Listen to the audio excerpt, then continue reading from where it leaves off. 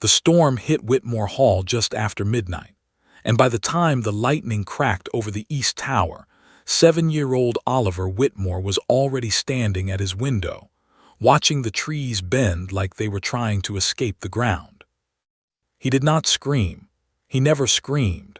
He had not made a single sound in 4 years, not since the night his mother died, and the household had long stopped waiting for him to start. Duke Alastair Whitmore stood in the doorway of his son's room, one hand braced against the frame, his shirt still damp from running through the rain, to check on him. He had expected to find the boy afraid. Instead, he found him calm, almost curious, pressing his small palm flat against the cold glass as if he could feel the storm through it. "Oliver," the Duke said quietly, though he knew there would be no answer. The boy turned. His eyes, so much like his mother's, moved over his father's face for a long moment. Then he turned back to the window. That was how most conversations between them ended. Not in silence exactly, because silence suggested something empty, and this was not empty. It was full of things neither of them knew how to say. Downstairs, the housekeeper, a sharp-eyed woman named Agnes who had served the family for over 20 years, was packing the hallway with a lit candle, waiting for the Duke to come down so she could tell him what she had found. "My lord," she said, the moment he appeared on the stairs, "there is a letter. It was under the loose floorboard in the nursery. I only found it because the storm knocked the shelf over." The Duke took the folded paper from her hands without a word. He recognized the handwriting immediately, and his chest tightened before he had even opened it. It was his late wife's handwriting. He read it standing right there in the hallway, the candle flickering, the wind howling against the windows, and Agnes watching him carefully, the way people watch someone standing too close to a cliff edge. The letter was addressed to Oliver, written, from the date at the top, only weeks before she died. It spoke of a song she used to sing to him, a lullaby with no real words, just sounds she had made up when he was a baby, sounds that used to make him laugh before he could even talk. The Duke folded the letter slowly and pressed it against his chest, and for the first time in 4 years, in front of a member of his own staff, his composure cracked. "He stopped speaking 3 weeks after she died," he said, more to himself than to Agnes. "I always thought it was fear. I never once thought it might be this." Agnes did not answer right away.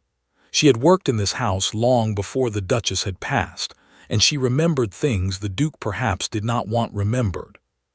"With respect, my lord," she finally said, "no one in this house has sung a note since she died. Not even the servants hum anymore. It felt wrong to do it, so we stopped. Perhaps the boy stopped for the same reason we all did." The Duke looked at the letter again, at the careful, looping handwriting of a woman he had loved and lost too quickly, and something in him shifted. It was not an answer. It was barely even a clue. But it was the first real thread he had been given in 4 years, and he intended to follow it, no matter where it led. He did not sleep that night. He sat in his study with the letter open on the desk in front of him, reading the same lines over and over, trying to remember a tune he had only half listened to years ago, back when he assumed there would always be more time to learn it properly. By morning, the storm had passed, but the tension in the house had not. Word had already spread among the staff that the master had found something, and though none of them knew exactly what, they could feel the shift in the air, the way people feel a change in weather before it arrives. Oliver came down for breakfast at his usual hour, dressed and quiet, his wooden horse tucked under one arm as always. It was missing an ear, chewed off years ago by a dog long since gone, but Oliver had refused every replacement toy offered to him since. He set it on the table beside his plate, the way he did every single morning, facing him, as if it were watching over the meal. The Duke watched his son eat in silence, the letter folded in his coat pocket, and for the first time he did not see a broken boy sitting across from him. He saw a boy who had built an entire private world to survive something no child should have had to survive alone. "I found something last night," the Duke said gently, breaking the quiet that usually went unbroken at this table. "Something your mother wrote for you." Oliver's spoon paused halfway to his mouth. His eyes lifted, sharp with sudden attention, though his face stayed still. "I don't know the tune," the Duke admitted, feeling foolish saying it out loud, a grown man confessing he did not know a lullaby. "But I would like to learn it, if you would help me." For a long moment, nothing happened. Then Oliver set his spoon down, picked up his wooden horse, and held it out toward his father across the table. It was such a small gesture. To anyone else in the room it might have looked like nothing at all. But the Duke understood it instantly, the way you understand a message written in a language you have only just begun to learn. It was Oliver's way of saying yes. That afternoon, a letter arrived from the city, announcing the imminent arrival of a new governess, arranged weeks earlier before any of this had happened. The old governess had left in frustration 2 months prior, declaring the boy unteachable, and the household had been without proper instruction ever since, the Duke too consumed with grief and estate matters to search for a replacement himself. His sister had taken it upon herself to hire someone in his absence, a decision he had resented at the time and nearly forgotten about entirely. Her name, according to the letter, was Clara Bennett. She was younger than most governesses hired for a house like this, only 26, but she came with strong recommendations, and more importantly to the Duke's sister, a reputation for patience with difficult children. The Duke had planned to send her away the moment she arrived. He had decided, standing there with his late wife's letter still warm in his pocket, that he did not need a stranger interfering in whatever fragile thing had just begun to open between him and his son. But fate, or perhaps simple bad timing, had other plans, because Clara Bennett's carriage arrived at Whitmore Hall that very evening, only hours after the letter announcing her had been read. She stepped down from the carriage into the muddy courtyard, a modest bag in one hand, her coat still speckled with rain from a shower that had caught her on the road, and the first thing she saw was a small boy sitting alone on the front steps, holding a wooden horse, staring up at the darkening sky as if he were waiting for the storm to return. She did not know his name yet. She did not know anything about the letter, or the lullaby, or the 4 years of silence that had shaped this house into something quiet and careful and sad. All she knew was that a child was sitting alone in the cold, and something about the stillness of him made her stop in her tracks. "Hello," she said softly, crouching a little so she would not tower over him. "That's a fine horse you have there." Oliver looked up at her.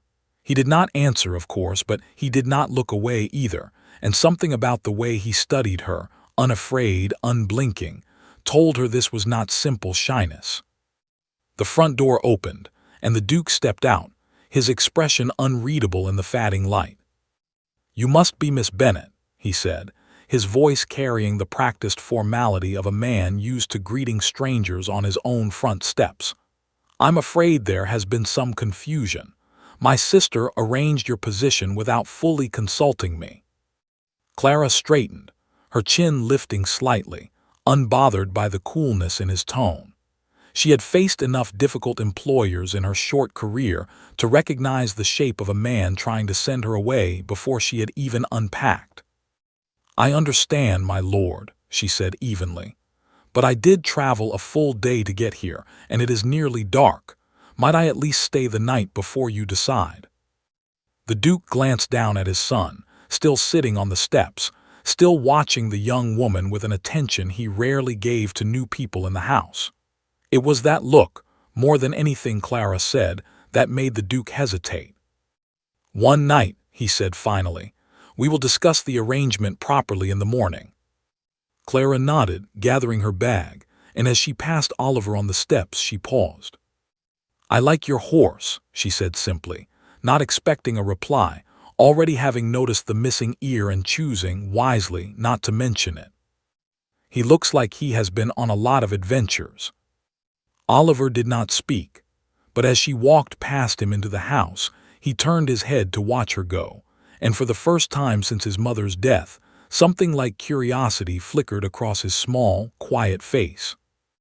The Duke noticed it too, and though he would not have admitted it that first evening, some small, stubborn part of him already suspected that one night was not going to be enough. By morning, the decision had already made itself, though no one said so out loud.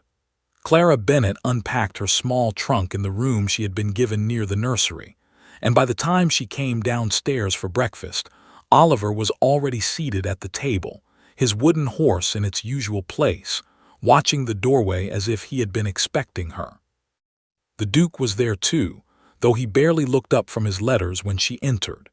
He had spent half the night thinking about the conversation with Agnes, about the letter tucked in his coat pocket, about the strange, small gesture Oliver had made at breakfast the day before.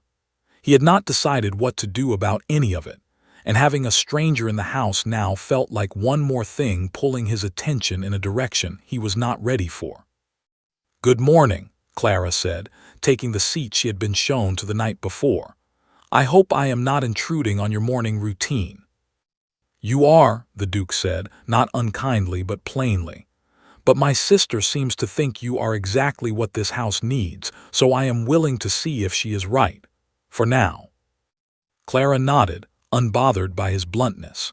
She had already noticed, in the short time she had been in the house, how carefully everyone moved around Oliver, how the servants lowered their voices near him, how even the Duke seemed to hold himself at a careful distance, as though afraid of doing something wrong. She recognized the pattern immediately. It was not that the boy was difficult. It was that everyone around him had become afraid of their own actions. She turned to Oliver, who was watching her with the same quiet attention as the day before. "May I sit here?" she asked, gesturing to the empty chair beside him rather than simply taking it. Oliver studied her for a moment, then gave a small nod. It was such a simple exchange, but the Duke noticed it immediately, the way a man notices silence breaking in a room he thought would always be quiet.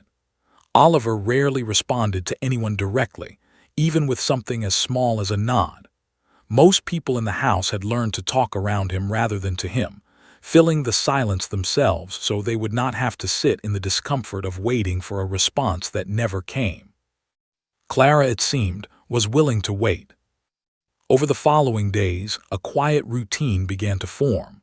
Clara did not push Oliver toward lessons the way the previous governess had. Instead, she spent the first week simply observing him, sitting nearby while he played, offering small comments here and there, never demanding a reply.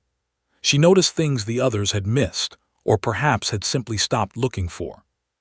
She noticed that Oliver hummed sometimes, very softly, almost too quiet to hear, always the same few notes, over and over, like a fragment of a song he could not quite finish. She mentioned this to the Duke on the 5th evening, finding him in his study long after Oliver had gone to bed. "He hums," she said, "just a little tune, always the same one, do you know it?" The Duke's hand stilled over the papers on his desk. He reached into the drawer and withdrew the folded letter, the one he had not shown anyone but Agnes, and held it out to her. Clara read it slowly, her expression softening with each line. When she finished, she looked up at him with new understanding. "This is the tune he's humming," she said quietly. "He remembers it. He's been carrying it this whole time and no one realized." The Duke sat back in his chair, rubbing a hand over his face. "I don't know it," he admitted. "I never learned it properly. She used to sing it to him at night, and I was always too busy with estate matters to sit and listen the way I should have. Now I would give anything to remember even a few notes correctly." Clara folded the letter carefully and handed it back to him. "Then perhaps," she said, "the two of you should learn it together, not from memory, from him." The idea unsettled the Duke more than he expected. The thought of sitting with his son, waiting for hums and gestures to guide him toward a tune he had never bothered to learn while his wife was alive, felt like admitting a failure far larger than simple forgetfulness. But he also understood, sitting there with the letter in his hands, that there was no other way forward. Oliver held the only remaining piece of that song, and if the Duke wanted it back, he would have to earn it patiently, the same way Clara seemed willing to earn Oliver's trust. That night, for the first time in years, the Duke went to his son's room not to check on him and leave, but to sit with him. Oliver was already in bed, his wooden horse resting on the pillow beside him. He watched his father settle into the chair near the bed with quiet surprise, the kind of surprise a child shows when a routine breaks in a way they were not prepared for. "I know you hum sometimes," the Duke said softly. "A little song, your mother's song." Oliver's fingers tightened slightly around the wooden horse. "I don't remember it properly," the Duke continued, his voice unsteady in a way it rarely was, even in front of his own son. "I was hoping you might help me remember. You don't have to say anything. You can just hum it if you'd like. I'll listen." For a long moment, nothing happened. The room was silent except for the soft ticking of the clock on the mantel. The Duke began to think he had asked for too much, too soon, and started to rise from the chair to leave the boy in peace. Then, so quietly he almost missed it, Oliver began to hum. It was a simple tune, no more than 5 or 6 notes, repeating in a gentle, looping pattern. It was not much. It was barely a melody at all. But the Duke sat frozen in his chair, listening as though it were the most important sound he had ever heard, and by the second time through the pattern he found tears on his own face, silent and unexpected. He did not wipe them away. He simply sat and listened, and when Oliver finished, the Duke hummed the notes back to him, imperfectly, his voice cracking halfway through. Oliver watched him carefully. Then, for the first time since his mother's death, he reached out and placed his small hand over his father's, not speaking, but not needing to. News of this small moment did not spread through the house the way gossip usually did. Somehow, both the Duke and Oliver understood without discussing it, that this was something private, something not meant for the servants' hallway conversations or the curious glances of visiting relatives. But Clara, who passed the nursery door on her way to her own room that night and heard the faint, uneven sound of humming coming from inside, understood immediately what had happened, and she allowed herself a small, quiet smile before continuing on her way. Over the following weeks, the household began to change in small, subtle ways. The Duke started joining Oliver for breakfast every morning instead of only occasionally. He began asking Clara for updates not out of obligation, but out of genuine interest, sometimes staying to watch her lessons from the doorway, learning as much about his son from her careful methods as Oliver was learning about his letters and numbers. Clara, for her part, began to notice things about the Duke that surprised her. Beneath the cold formality he presented to the world, there was a man desperately trying to make up for lost time, uncertain how to do it, afraid of making things worse if he tried too hard or too little.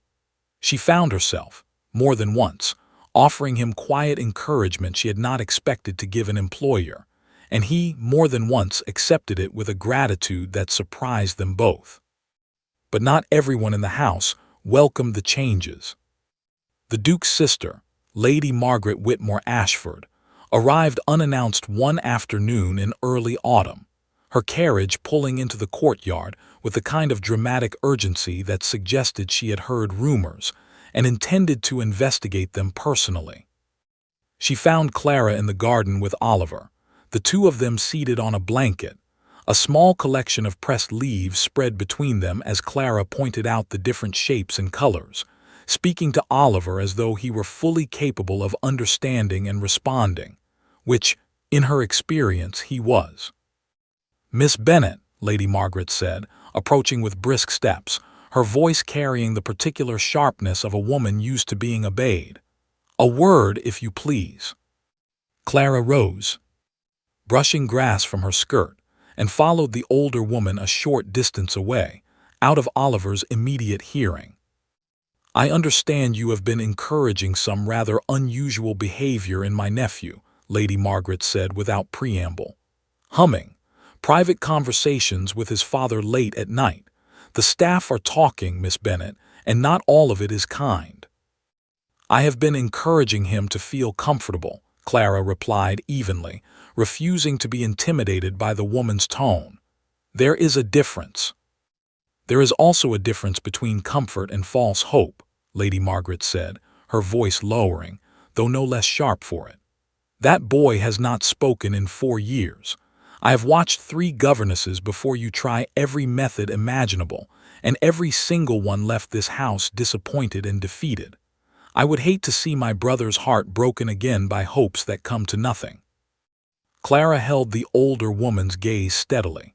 With respect, my lady, I am not trying to force him to speak. I am trying to understand him. Those are very different goals, and I believe the previous governesses failed because they never made that distinction. Lady Margaret studied her for a long moment, something unreadable passing behind her eyes. Then, without another word, she turned and walked back toward the house, leaving Clara standing alone in the garden, unsettled but resolute. She did not mention the conversation to the Duke that evening, not wanting to add unnecessary tension to a household that had only just begun to feel lighter.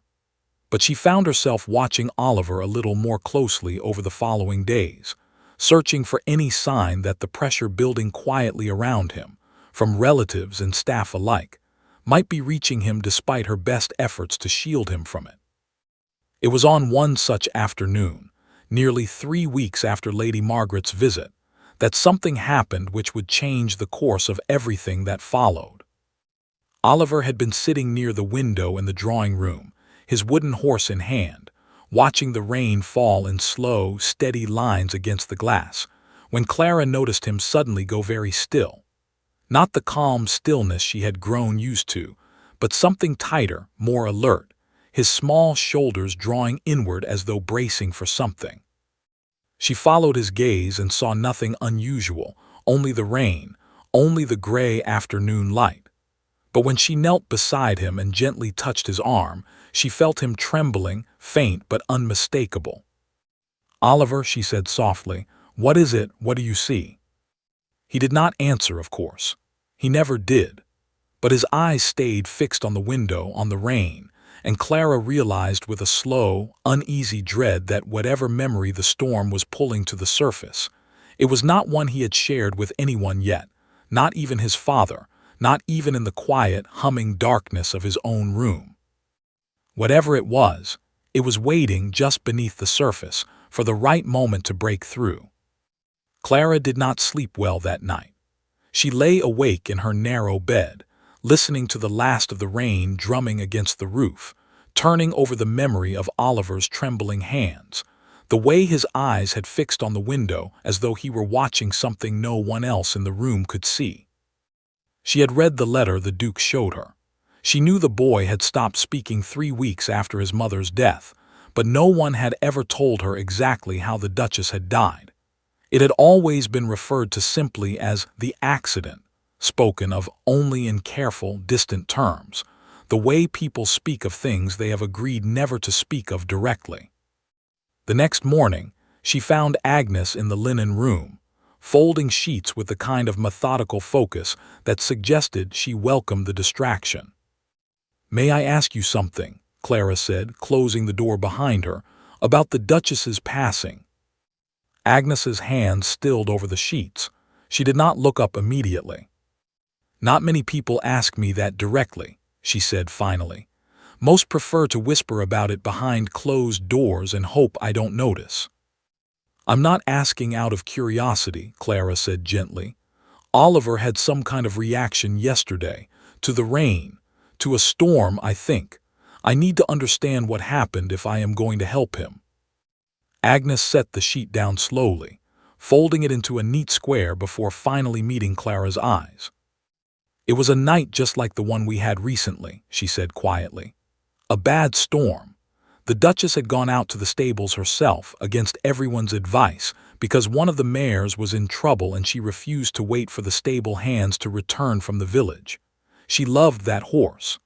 Oliver's horse, the wooden one he carries everywhere. She carved the mane on it herself as a gift for him, matched it to that very mare." Clara felt something tighten in her chest, already sensing where the story was headed.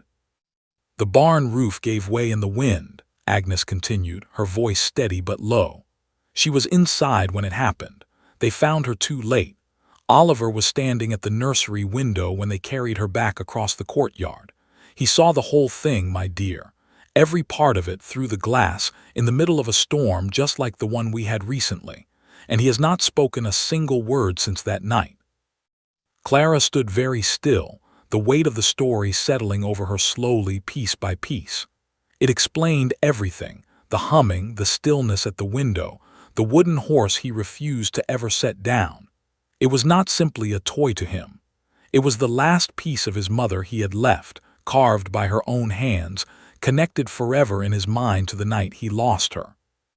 "Does the Duke know that Oliver watched it happen?" Clara asked. Agnes hesitated. "He knows the boy was at the window. Whether he has ever allowed himself to think too closely about what that means, I could not say. Grief does strange things to a man's mind, Miss Bennet. Sometimes the easiest way to survive it is to not look at it too directly." Clara thanked her and left the linen room with a heavy heart, but also with a clearer understanding than she had possessed before. If Oliver's silence had begun the moment he watched his mother die in a storm, then it made a terrible kind of sense that storms would continue to threaten whatever fragile progress they made, pulling him back to that single, unbearable moment every time the sky darkened and the wind began to howl. She found the Duke in his study later that afternoon and told him what she had learned, watching his face carefully as she spoke, worried the information might undo the small, hopeful steps they had taken together over recent weeks. The Duke listened in silence, his hands folded tightly on the desk in front of him, and when she finished, he did not speak for a long moment. "I know he was at the window," he said finally, his voice rough. "I have known it for 4 years.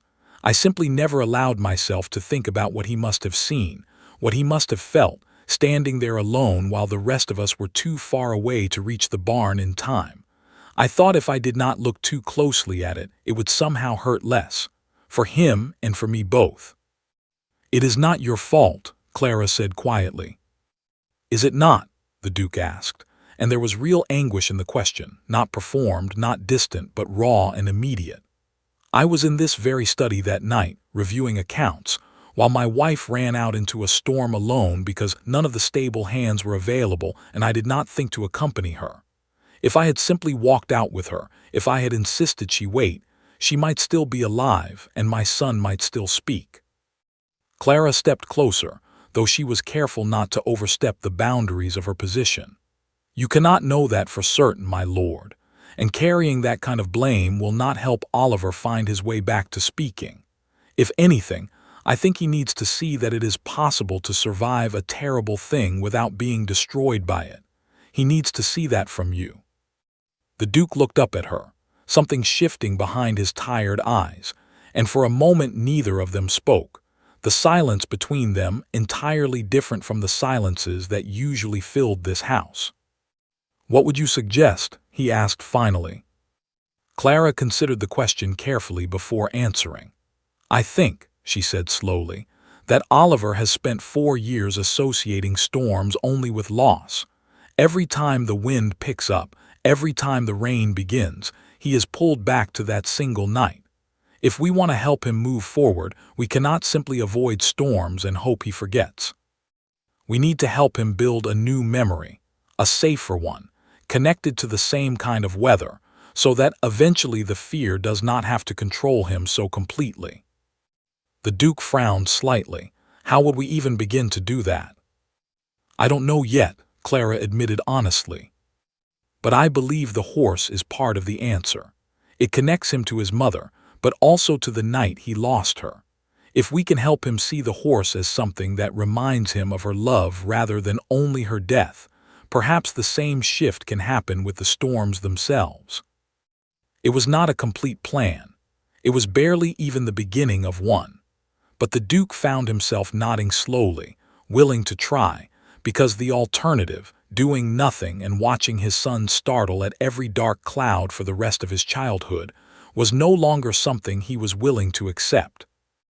Over the following 2 weeks, Clara began introducing small changes to their routine, careful and deliberate, never rushing Oliver toward anything he was not ready for. On clear evenings, she would sit with him near the window and tell him quiet, simple stories about his mother. Not the accident. Never the accident, but small memories gathered from Agnes and the other staff who had known the Duchess well.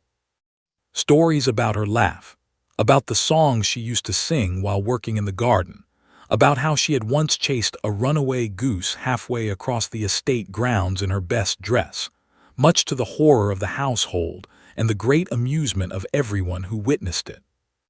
Oliver listened to these stories with rapt attention, his wooden horse held close, and though he never spoke, Clara began to notice small changes in his expressions, moments where the corner of his mouth would twitch upward, moments where his eyes would brighten with something that looked almost like joy. The Duke joined these evening sessions whenever his duties allowed, sitting quietly nearby, adding small details to the stories that Clara had missed, memories of his own that he had kept locked away for years, afraid that speaking them aloud would make the loss feel fresh again. Instead, he found the opposite happening.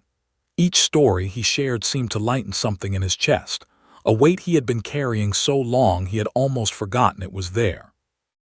Then, on a mild evening in late autumn, the sky began to darken with unusual speed, clouds rolling in thick and heavy from the west, and everyone in the household recognized the signs of another serious storm approaching. Clara felt her stomach tighten with worry the moment she noticed it. She found Oliver in the nursery, already standing near the window, his small body tense, his hands gripping the wooden horse so tightly his knuckles had gone pale. "Oliver," she said softly, kneeling beside him, "I'm here, your father is coming too." The Duke arrived moments later, having been alerted by one of the servants, and found his son standing frozen at the window exactly as he had been on the night his mother died, the same posture, the same fixed stare, the same terrible stillness. The wind outside began to pick up, rattling the window panes, and in the distance, the first low rumble of thunder rolled across the darkening sky. Oliver flinched violently, stumbling back from the window, and for one horrifying moment Clara thought they were about to watch him retreat entirely into himself, deeper than he had gone in years, pulled backward by the storm into a memory none of them could reach him from. But the Duke moved quickly, crossing the room and kneeling directly in front of his son, blocking the view of the window with his own body, forcing Oliver's attention onto him instead. "I'm here," the Duke said, his voice steady despite the fear evident in his eyes. "I am not going anywhere, do you hear me? I am staying right here with you." Oliver's breathing was rapid and shallow, his small chest rising and falling too quickly, his eyes wide and unfocused, caught somewhere between the present moment and a memory that had never truly let him go. Clara knelt beside them both, placing a gentle hand on Oliver's back, and began, very softly, to hum the tune from the letter, the same simple melody Oliver had shared with his father weeks earlier. It took a long moment, but slowly, gradually, Oliver's breathing began to steady. His eyes focused, first on his father's face, then on Clara's, and though he did not speak, his small hand reached out and gripped his father's sleeve tightly, holding on as though the storm outside might otherwise sweep him away entirely. They stayed like that for nearly an hour, the three of them together on the nursery floor, the storm raging outside while the Duke held his son close, and Clara continued humming the quiet, familiar melody, until eventually the thunder faded into the distance, and the rain softened into a gentle, steady patter against the glass. It was not a full breakthrough. Oliver still had not spoken, but something had changed that evening, something none of them could quite name but all of them could feel. For the first time since his mother's death, Oliver had faced a storm without being entirely lost inside it. He had reached for his father instead of retreating into silence alone, and that, the Duke understood as he carried his exhausted son to bed that night, was progress unlike anything they had managed in 4 long years. As he tucked the blankets around Oliver's small shoulders, The boy's eyes fluttered, heavy with exhaustion, and just before sleep claimed him entirely, his lips moved slightly, shaping something soundless, something the Duke could not quite make out. He leaned closer, his heart pounding, hardly daring to hope. But Oliver had already drifted off. His wooden horse clutched against his chest, the almost word lost to sleep before it could fully form.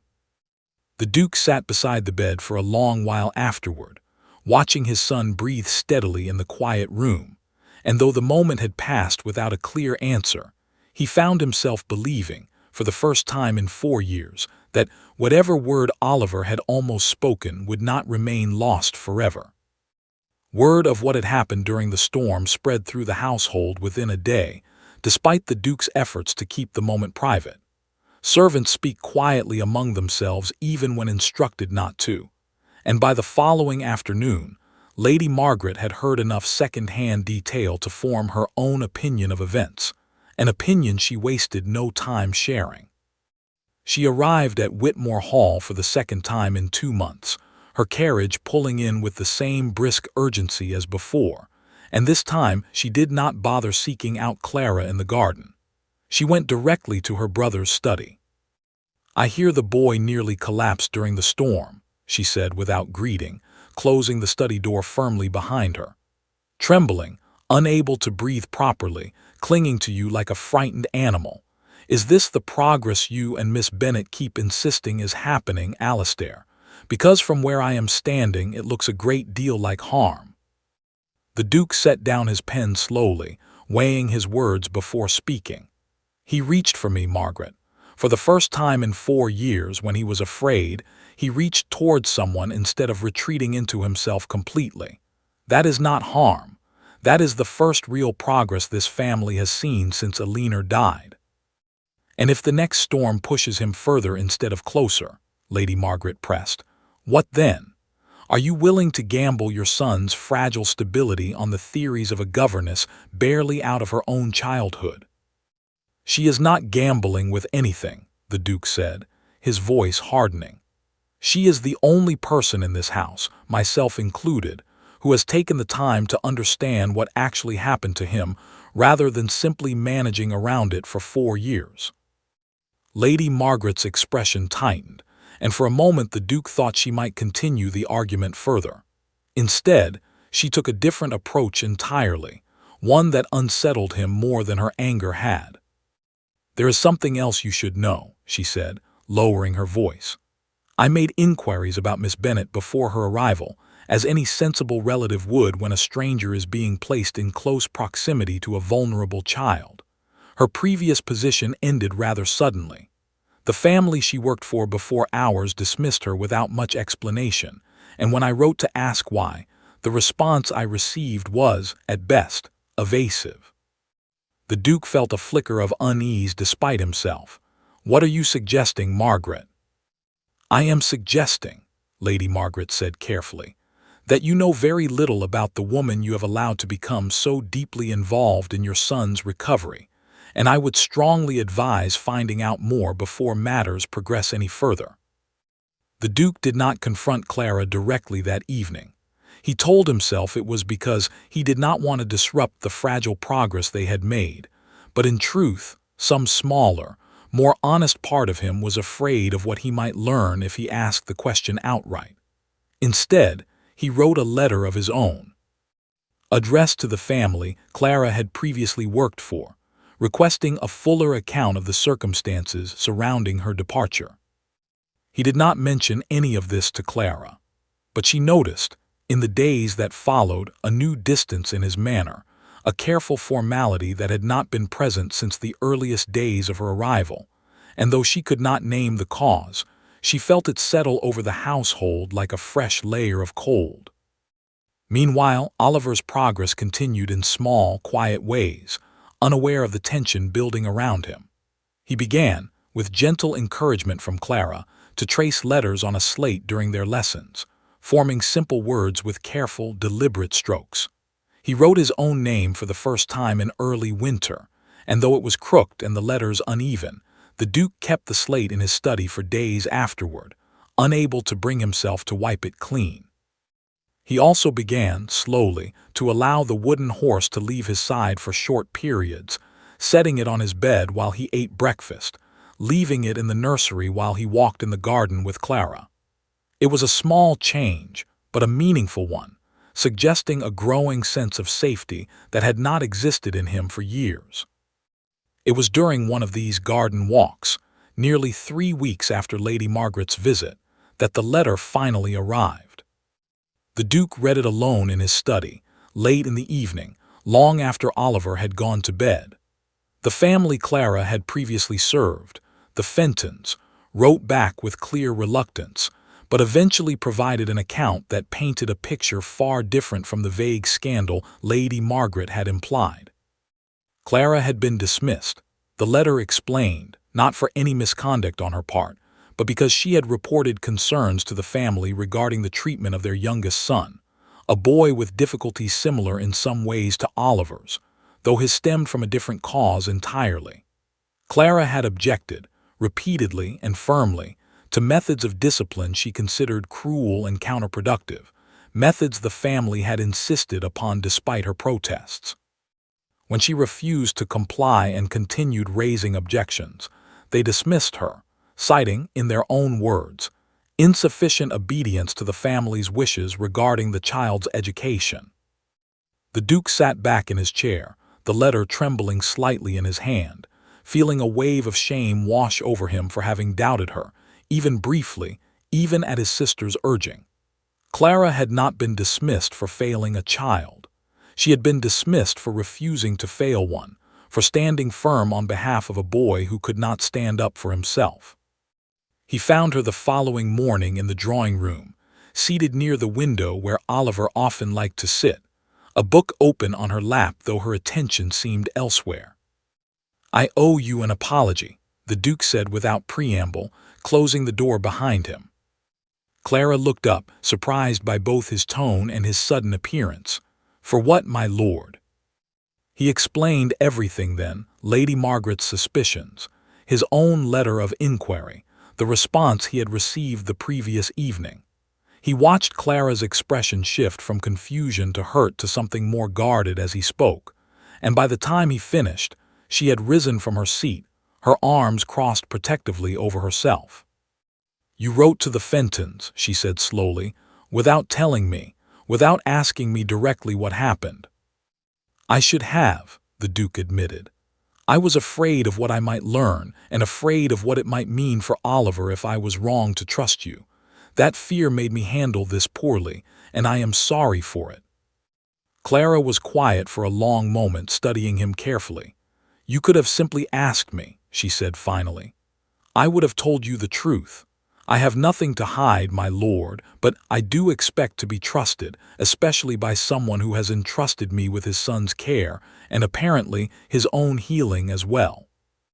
"You are right," the Duke said, and there was no defensiveness in his voice, only honest acknowledgement.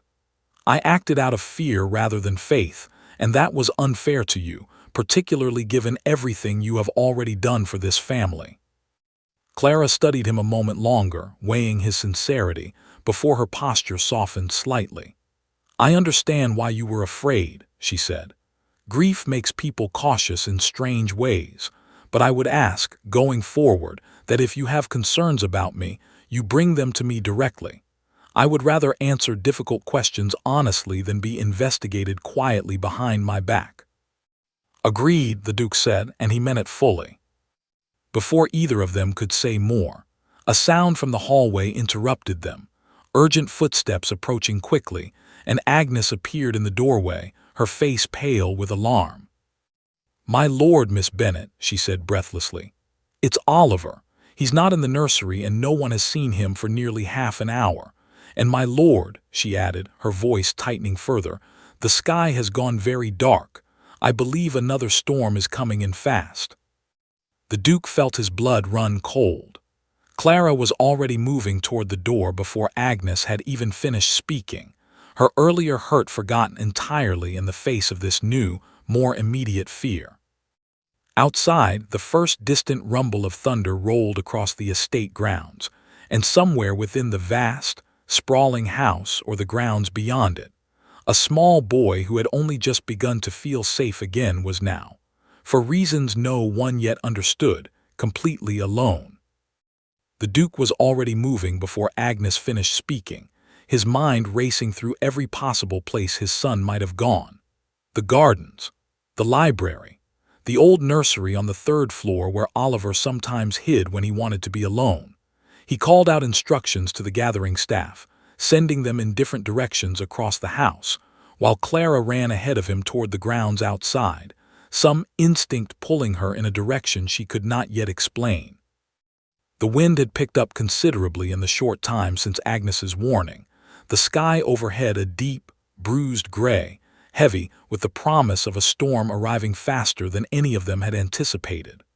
Clara's skirts whipped around her legs as she crossed the courtyard, calling Oliver's name even though she knew he would not call back, hopping only that he might hear her voice and understand he was not alone. It was Agnes, moving with surprising speed despite her age, who realized where Oliver might have gone. "The stables," she said, catching up to Clara with effort, her breath ragged. "He has never gone near them, not once in 4 years, not since the accident. But this morning, before all of this began, I saw him standing at the edge of the garden, staring toward them for the longest time. I thought nothing of it at the time. I should have said something." Clara did not wait to hear more. She changed direction immediately, running toward the old stable building at the far edge of the estate, the same building that had claimed the Duchess's life 4 years earlier, the roof long since repaired but never fully trusted by anyone in the household since. The Duke caught up to her just as they reached the stable doors, both of them breathless, the first heavy drops of rain beginning to fall around them. Inside, in the dim light filtering through the high windows, they found him.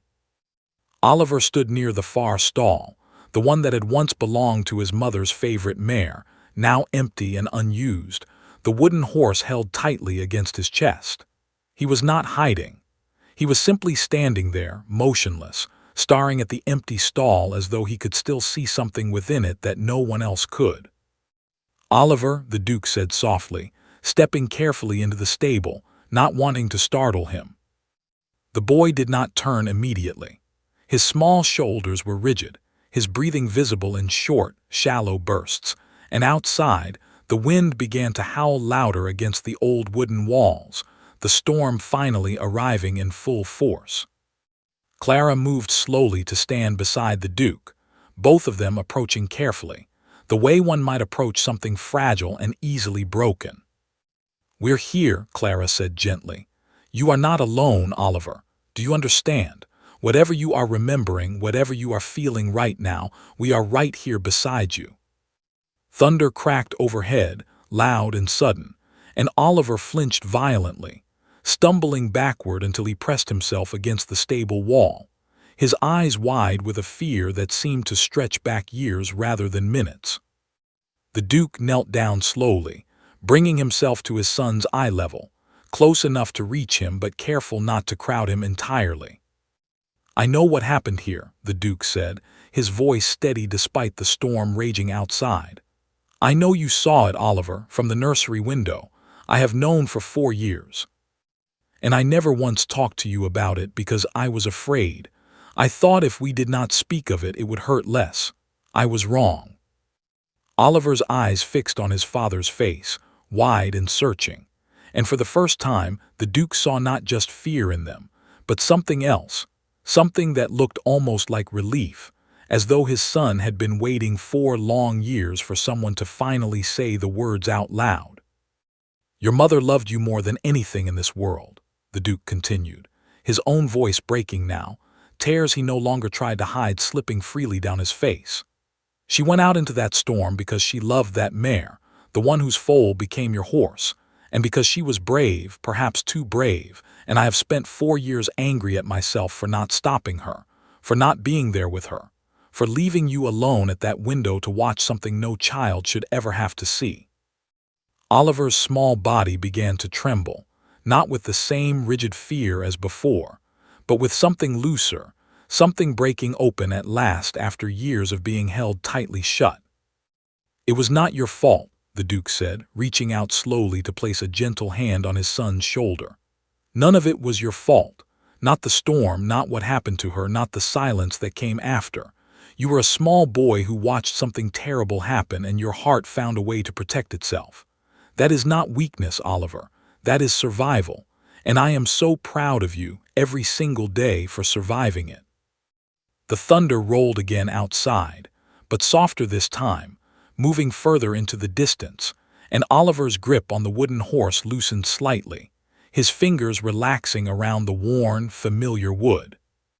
Clara knelt beside them both, her own eyes wet, and began to hum, very softly, the same simple tune from the letter, the melody that had connected them all across 4 years of silence. Oliver's breathing began to slow.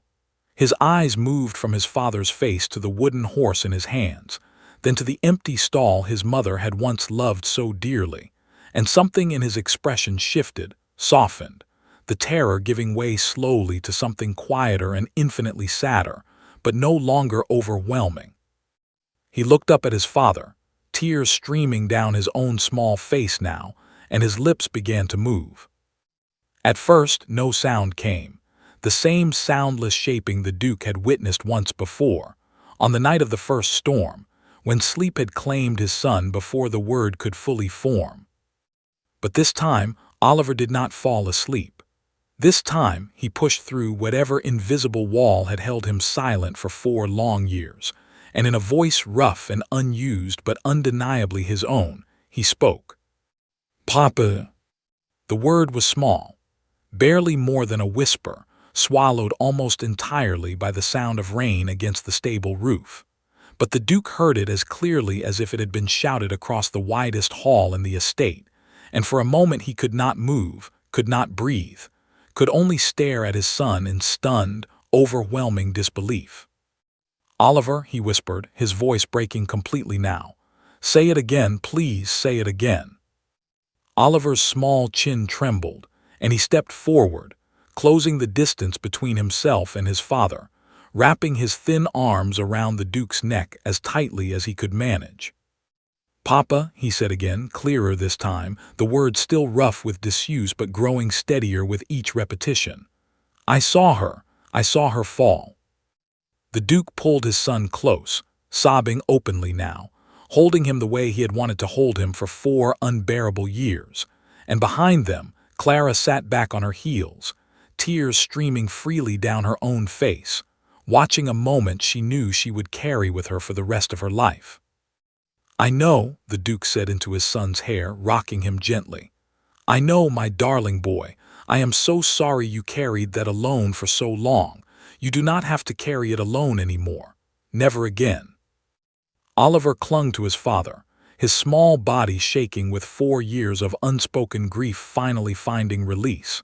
And slowly, gradually, as the storm outside began to soften into a gentle, steady rain, his sobs eased into quiet, exhausted breathing. Word of what happened in the stable that afternoon spread through Whitmore Hall within hours, but this time there was no need for whispered gossip or careful speculation. The Duke himself gathered the staff together that evening, Oliver standing quietly beside him, his hand held firmly in his father's, and announced simply that his son had spoken, and that he intended for the entire household to treat this moment not as something fragile to be protected in silence, but as something to be celebrated openly, with joy and without fear. Agnes wept without embarrassment. The younger servants, who had known Oliver only as a quiet, watchful presence in the house, looked on with wide, astonished eyes. And Clara, standing a little apart from the gathered staff, watched father and son together and felt, for the first time in a very long while, that she had found exactly the place she was meant to be. In the weeks that followed, Oliver's words came slowly at first, small phrases and simple sentences, each one treasured by the household as though it were a rare and precious gift. He did not speak constantly, and there were still quiet days when silence returned, days when the wooden horse stayed close at hand, and words felt too difficult to reach. But the silence no longer felt like a wall. It felt instead like simply a part of who Oliver was, one piece among many, no longer the only thing anyone saw when they looked at him. Lady Margaret, upon hearing the news, arrived at the estate once more, though this time her manner was entirely different. She found Clara in the garden, much as she had months before, and this time, rather than issuing warnings, she offered, somewhat stiffly but sincerely, an apology. "I was wrong about you, Miss Bennet," she said. "I let my fear for my nephew cloud my judgment of the person actually helping him. I hope you can forgive an old woman's caution." Clara accepted the apology graciously, understanding that Lady Margaret's concern, however misplaced in its direction, had come from the same place of love that had driven everyone in the household to protect Oliver as best they knew how. As for the wooden horse, Oliver still carried it with him most days, though less constantly than before. It sat now on a small shelf in his room at night, no longer clutched desperately as a shield against unbearable memories, but kept instead as a treasured reminder of a mother who had loved him fiercely, and whose voice, through a simple, wordless lullaby, had somehow found its way back to him after all. On a quiet evening not long after, as the first gentle snow of winter began to fall outside the nursery window, the Duke sat beside his son's bed, listening as Oliver hummed the familiar tune softly to himself before sleep. This time, when Oliver's eyes grew heavy, he did not simply drift into silence.